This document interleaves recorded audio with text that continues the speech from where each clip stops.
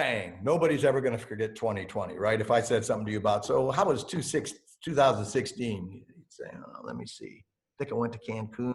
2020, boom, everybody's going to remember it. And we're not out of it yet. So this thing happened, and our governor shut down, like most places, elective surgery for about 5 or 6 weeks.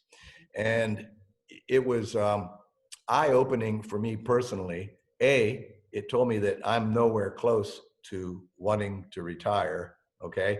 I mean, I really missed surgery and really missed my patients and my staff, okay? And, you know, so we were closed. Now, when we were closed, what's going to happen? There's a lot of people out there that, you know, people that work in the service industry, the travel industry, you know, waiters and waitresses and things that just, they lost their jobs. Okay. So when we started up again, I wasn't sure what was going to happen.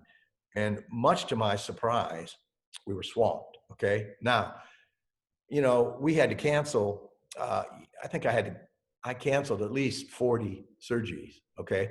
And, you know, some of them may be small laser, and many of them were facelifts and eyelids. So I would say that 80% of those people, 85% wanted to rebook as soon as they could. Now I'll tell you this, well, we were down and everybody was down. Oh my God, everybody, all of us could have done surgery 24/7 because nobody was at work, right? What a great time to have surgery and recover. So then I was going to say, okay, well, once we get caught up here, what's going to happen? You know, is this going to fall off now? And it has stayed really busy. I have not forgotten that there's a lot of people out there hurting and suffering. And matter of fact, we've done a lot of things in our practice to try and support the community and some of these people. But the situation is, now this is going to sound weird, but I have a friend who has a carpet store, okay? And this guy has never been busier in his life. Carpet store, okay? So what's going on? Well, people are at home, right? They're home and they're like, dang, man, I never knew that carpet was that dirty, right? Okay, what else? They're at home and, you know, you look in the mirror more, right? Because you're not at work and, you know, you're back, so you're looking at yourself probably more. And then the big equalizer, boom, right here, Zoom, okay?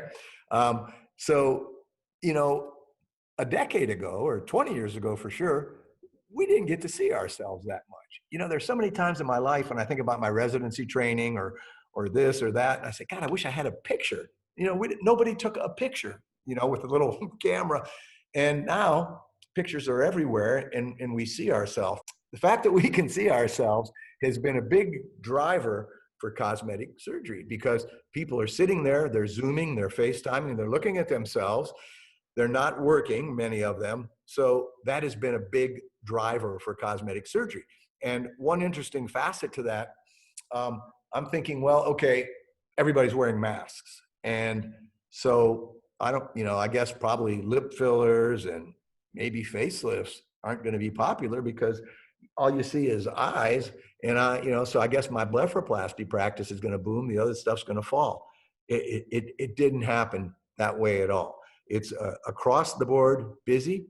And I think that people, as much as some people are really hurting through this, and I don't want to underplay that, you know, I feel very fortunate that our specialty is able to stay strong. But there's a lot of people that have expendable income because they canceled their trip to the Bahamas. They canceled that high school reunion. They canceled that cruise. They're not going out to eat as much because you couldn't, and you're not going to the movie theater. So people have money that they're not spending on other things, you know, dry cleaning, beauty, hair, you know, whatever. So, and they're taking that money and they're investing it in their aesthetics.